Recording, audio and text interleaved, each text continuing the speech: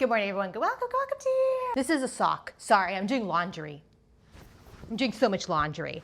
This is not the time. Today we're going to talk about something. Today we're going to talk about the equal temperament syndrome. Syndrome?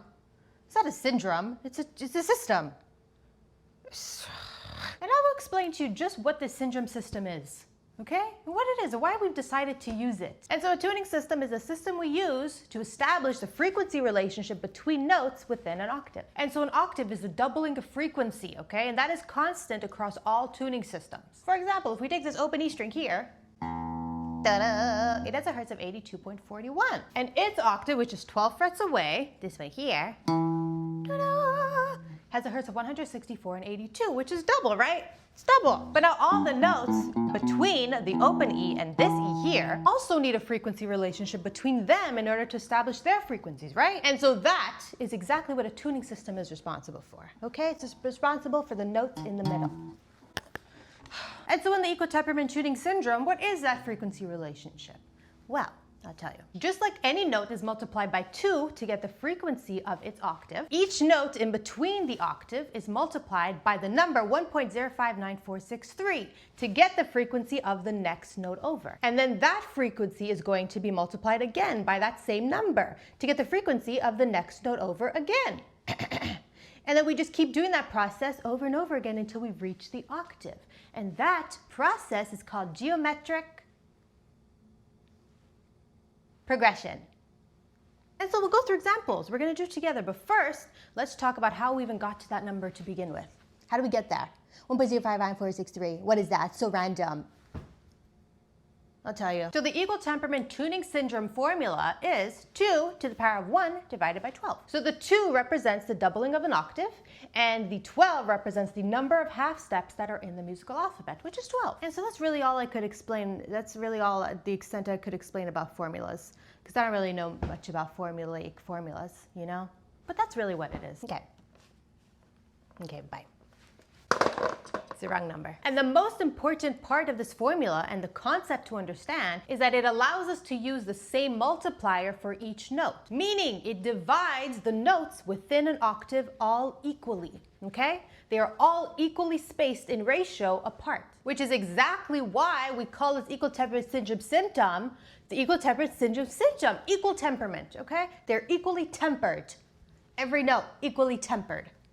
Equal, equal, equal, equal. They're vacuuming out there. Do you hear it? Do you hear the vacuuming? So I'll just wait and do laundry. Yeah. Laundry. We're doing laundry. I said, okay, great. What do we even do with this number? Let's put it into practice. So let's use our open E note as an example, right? It has a hertz of 82.41. And so to find the note that is right after E, which is F, we need to multiply 82.41 by 1.059463. And we get 87.31. And so 87.31 is the frequency of this F note here. And then to find the frequency of the next note over, which is F sharp G flat, we have to divide 87.31 by 1.05, and we get 92.5. And so 92.5 is the frequency of this F sharp G flat note. And then we would just do that exact same process all the way down till we get to the E note here. And that would complete the entire spectrum of all the notes and all their frequencies in one octave. And so let's do that. Let's just do the last note here, right, which is E flat D sharp, just so we could see how it loops right back around to our octave frequency. And so this E flat D sharp note has a frequency of 155 and 57. Then we will multiply that by 1.0, and then we get 164.82, right, which is the frequency of your octave note. Yes, hello, how can I help you? There's no one even there. This phone's not even plugged in. And so you see how the equal temperament tuning system syndrome allows for all the notes to be equally spaced in ratio apart, right? And that is very important, okay? The notes being equally spaced in ratio apart is what allows for all of our chords and scales to become movable. Every note has the same relationship to one another. So I could take this major chord shape, play it here, or I could move it play down here. Moving these shapes will change the chord or the key, but what doesn't change is the intervallic structure within the shape. And you could even hear how that's true, right? If I play this pentatonic shape here, okay, and if I move it, it's exactly the same, just the pitch is different. And since the equal relationship between notes is exclusive to the equal temperament system, it is this system that allows for the movable shapes to even be possible. That was my stomach growling. Did you hear it? So that's why we use this tuning system all the time and why we love it so much. Blazer. My plant's moving back there. It's not a ghost. It's not a ghost. I just hit it. I wish it was, though. Never is. And so that's all, okay, everyone? That's it. These are my earrings. They're my spooky earrings. You see them? You see them? They're little scully boys. Don't forget to go to meganchoicemusic.com. Get yourself the 70s guitar ebooks. We got 2 of them. 70s Beginner Guitar Guide. That's going to help you on your beginner journey. Everything you need to learn at the beginning of playing guitar. It's in the book. And then we have the 70s Den Guitar Study ebook. It's a chord and scale reference book, all organized in the Cage system, okay? Don't forget to look out for the Key to Music Theory World Tour. I don't know when it's out, if it's out yet. It's a course where we go over the absolute fundamentals of music. We talk about keys, okay? We talk about where chords come from, where scales come from, where the notes of scales come from. All that stuff. These are my towels. They're my towels. Let me show you how to fold towels. Okay, I'll show you how to fold towels. You go like that. You fold like that, okay? Then you fold like that.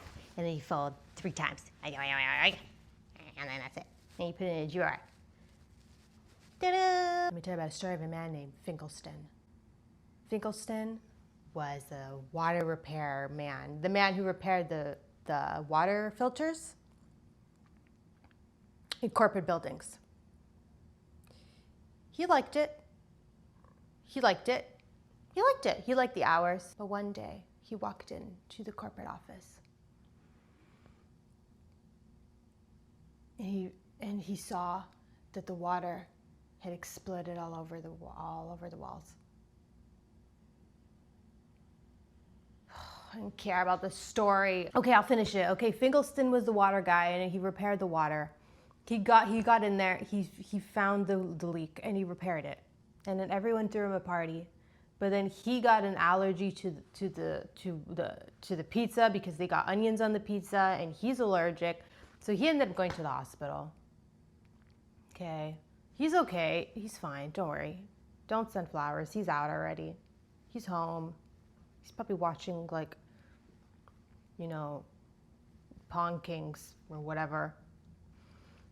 And that's it. He's back to doing water filters. He's fine. He's literally fine, okay? So that's it, everyone. Thanks for watching. Thanks for being here. Thanks for all that you do. Don't forget to subscribe. 5,000 subscribers, I'm going to solve Rubik's Cube. Me, Megan Church, on camera for the world to see.